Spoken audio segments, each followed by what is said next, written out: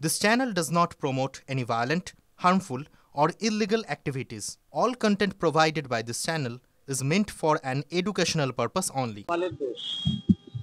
কারণ এর আগের দিনই তো বলেছিলাম আমরা 7ই সেপ্টেম্বর প্রথম পর্যায়ে পাপের প্রায়শ্চিত্ত করে ফেলেছি। আজকেও একটা প্রায়শ্চিত্ত করতে এসেছি। আমাদের আক্ষেপ দুঃখ যে আমরা যোগ্য, তা সত্ত্বেও আমাদেরকে একই যোগ্যতা নির্ণায়ক মানের পরীক্ষা দিতে হচ্ছে। আমরা এই সিস্টেমের শিকার। দুর্নীতির ভয়াবহ যে রূপ, তার যে কুপ্রভাব সমাজে, সেটা আমাদের উপর দিয়ে যাচ্ছে। এখন আমরা যাব কোথায়? সেজন্য পরীক্ষা নামক যে পদ্ধতি, সেই পদ্ধতির মধ্য দিয়ে অংশগ্রহণ করার চেষ্টা করছি।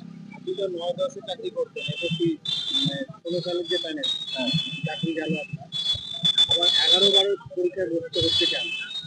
দেখুন, আমরা যেহেতু আমি এমএসসি আছে আমার জুলজির উপরে, তো এটা আমরা পরীক্ষায় বসতে পারতাম, আগের বারও পেরেছি।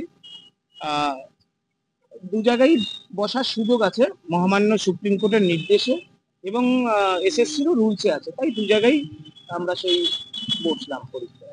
সন্দেহের কোনো জায়গা রয়েছে যে এটা না হলে ওটা হলো? দেখুন, আমরা নবম দশমের পরীক্ষার ক্ষেত্রে তো বলেইছিলাম যে আমাদের সুযোগ ছিল না। তো আমাদের কাছে নবম দশম এবং একাদশ দ্বাদশ পরীক্ষায় বসার সুযোগ আছে, তাই আমরা বসলাম, চেষ্টা করছি মাত্র।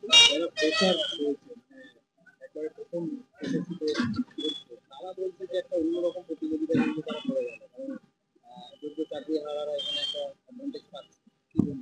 তারা মাঠে ময়দানে লড়াই আন্দোলন সংগঠিত করুক, যাতে মাননীয় মুখ্যমন্ত্রী যে ভ্যাকেন্সি বৃদ্ধির কথা বলছেন, সেই ভ্যাকেন্সি যাতে বৃদ্ধি পায়, সেই দাবিতে তারা যেন আপোষহীন লড়াইয়ে থাকে। আমরা যেভাবে দুর্নীতির শিকার হয়েছি, তারা যেন সতর্ক থাকেন।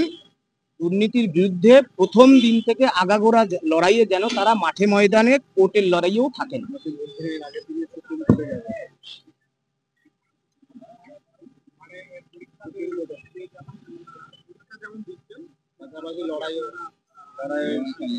আজকের পরীক্ষা দেওয়ার পরই আন্দোলনের দিনক্ষণ ঠিক হবে, কারণ আমরা যোগ্য।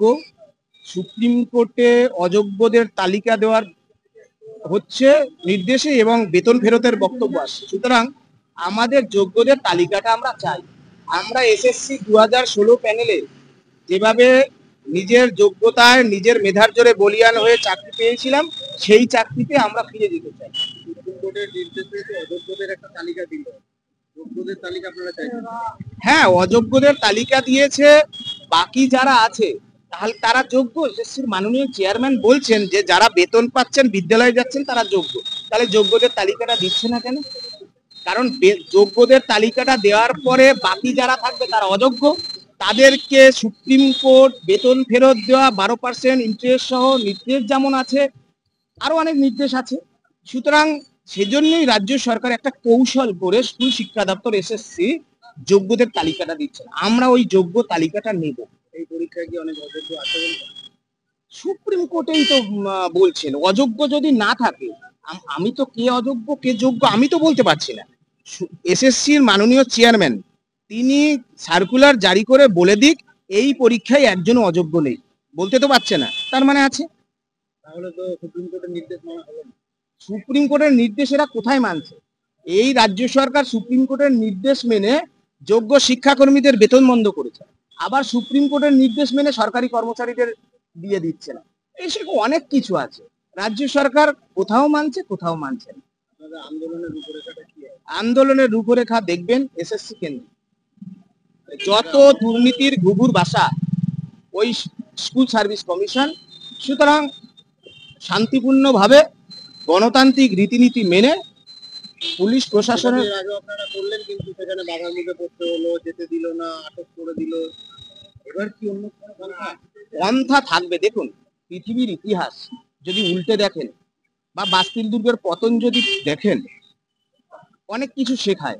আমি কিছু বলছি না, কিন্তু এখানেই বলছি যত দুর্নীতিগ্রস্ত যারা, তাদের কি হাল হয়েছিল, সেই হাল যদি আটকাতে চান যোগ্যদের তালিকাটা দিন, দুর্নীতির বিরুদ্ধে রাজ্য সরকার পদক্ষেপ গ্রহণ করুক, আর এই পরীক্ষা যেটা হচ্ছে স্বচ্ছভাবে হোক।